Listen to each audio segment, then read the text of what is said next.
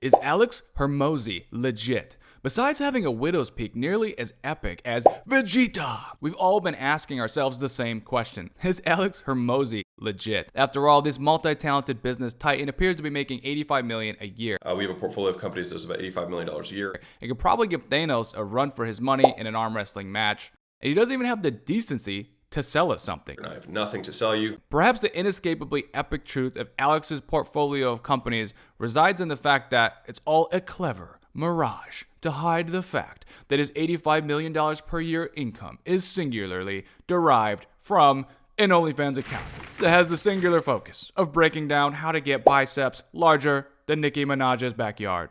JK, we all know that's not going to happen.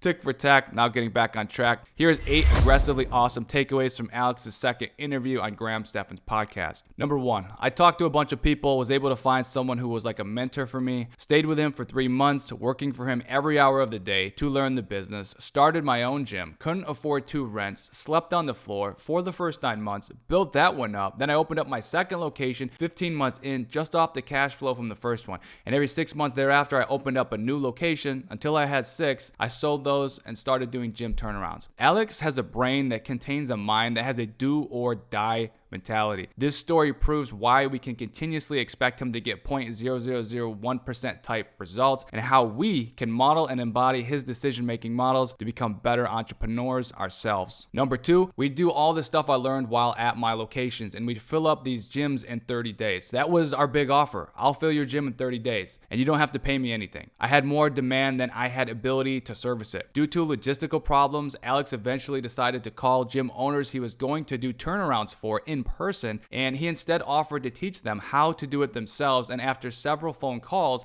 he started making $6,000 per gym owner up to $10,000 per gym owner, and he made a total of $60,000 in sales in just one day after switching his strategy. Number 3, I think the purpose of education is to teach people how to think rather than how to memorize. I think we need a lot more problem-solving skills now than we did back then, and a lot more divergent thinking processes. School teaches convergent thinking, which means there are multiple variables and one correct answer. So with convergent thinking, there's one correct answer and normally only one way to find that answer. Divergent thinking is when you have multiple variables but also multiple correct answers. For example, how many different ways can you use a brick? So you can have multiple right answers and then answers that are more right than others, which is how the real world actually works. Number 4, this sounds kind of weird and woo-woo. I think that overnight my subconscious works on some of the problems. I feel like I wake up with interesting solutions in the morning to some of the problems I went to bed with. And so it just gives me this like great momentum to start my day. This is the best character trait an entrepreneur can hope to develop, where problem solving becomes more like a reflex or instinct and your brain just figures it out for you, almost without your actual conscious involvement. And this is a skill or trait developed through rigorous problem solving and critical thinking. Number 5, I don't get the same level of stress that I used to from work. I've worked a lot on that side, not being stressed by work. I think a big part of it was realizing last year that I don't have to work at all. Confronting that kind of relieved me from the stress that was surrounding me. Not having the stress around work has decreased any kind of negative associations to it. When you plan your life out so that your income can be at least 3 times your expenses, you can build a large safety net and finally let go of any stressors in your business that will cause you to feel no bueno about what you're doing on a daily basis. Number 6, my great-great-grandfather was a ruler in Iran prior to the Shah.